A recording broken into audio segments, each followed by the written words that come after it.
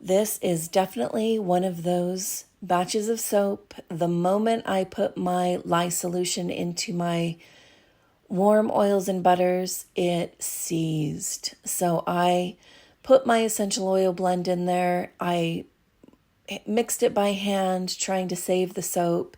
At this point, I am sweating. I am just trying to get the soap in the mold, hoping that I will be able to save it. I did do a hanger swirl. My initial intention was a drop swirl. Obviously, that wasn't going to happen. So I'm just trying to get the soap into the mold. I am decorating the tops and really hoping that what I was able to blend it together with the lye and the soap will still make it a good bar. I was not happy with the way that it looked as it was just setting up in the mold, but I still had hope that some kind of a fairy would come, and when I cut it, no, I knew that this had to be rebatched as soon as I cut it. I actually did have some lye pockets and it wasn't mixed. So there was no choice but to either throw it out or to rebatch the soap, and I chose to rebatch it. So here I am just shredding it up. I do use a food processor. It goes so much faster than trying to shred the soap by hand and making it a somewhat usable soap, because it was not usable the way that it had turned out. I did not get the lye and oils and butters mixed. So as I'm mixing this up, I'm going to hot process the soap, and that's what we will do for a rebatch. So as I'm finishing adding everything, I actually did not cut up the soap. It was probably a week, 3 to 5 days later after I had made the soap, and then I shredded it up. And then even adding it to the crock pot, it's probably a couple of days after that. I just was busy with my day job and getting this mixed up.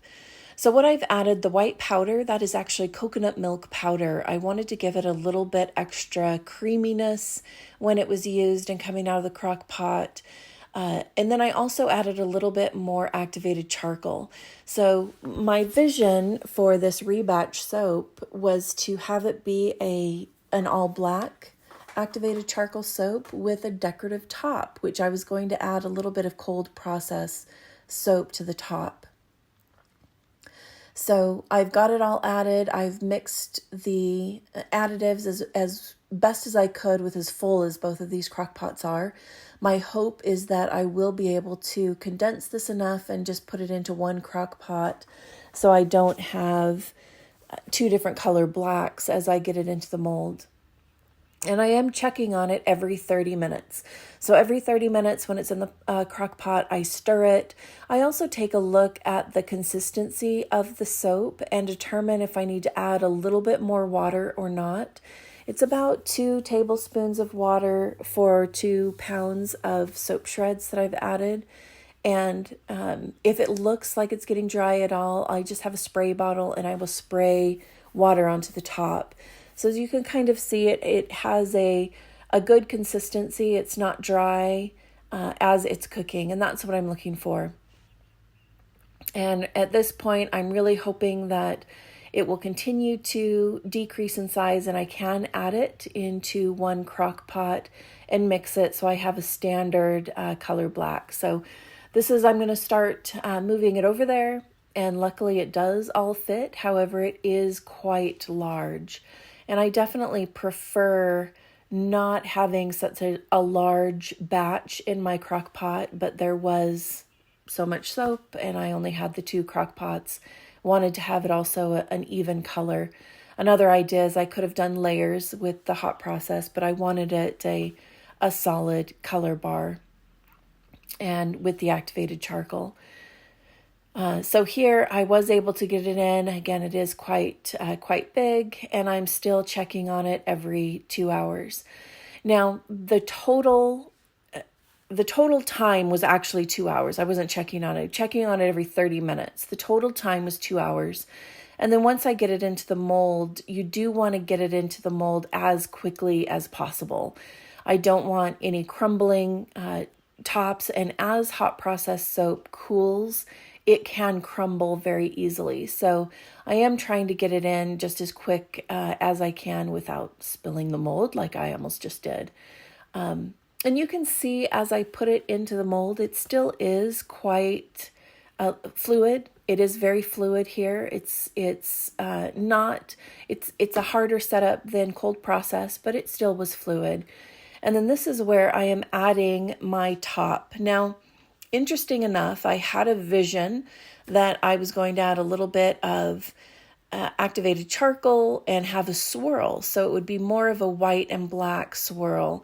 This is the exact same recipe as the hot process soap. Just obviously this is cold process. If I would have had more of the cold process soap than the smaller batch, it probably would have worked out like I had envisioned. And can I just say, I don't think anything on this soap is the way I had envisioned. It was about this point that I didn't cover the entire soap and realized, oh, I'm just going to have to blend it all up and muddy it up. So I'm still saving. We're still good. Everything's fine. I'm fine. You're fine. Everything is going to be just fine. And then here I'm trying to give my signature swirl at the top of the soap. And again, trying to save it. So the initial rebatch soap that I did was 40 bars. And this is my 50 bar mold. So with the additional additives and the addition of the cold process soap that I added to the top, I'm making 50 bars as opposed to 40. I'm also putting a generous amount of isopropylene alcohol. This is to help the soda ash. Obviously, there's a lot more water than I normally have in there for the cold process soap, and so I'm trying to prevent soda ash as much as possible. And then I am on my slab cutter and cutting the loaf. You will see that there's some white specks within the soap. That is totally natural with this rebatch soap. Just some of the soap did not 100% melt down, which is totally fine. And with my bar cutter, I am very happy with the results. So the top, I wanted it to be a little more white and black swirl with the cold process, but I'm quite happy with how these turned out. And so now I am just finishing cutting them up, and then we'll put them on the cure rack. The soap still smells great. I used a tea tree lavender mix of essential oil and added that to the top as well, and so it still smells wonderful. Thank you for hanging out with me while I rebatch. Very happy with the end result.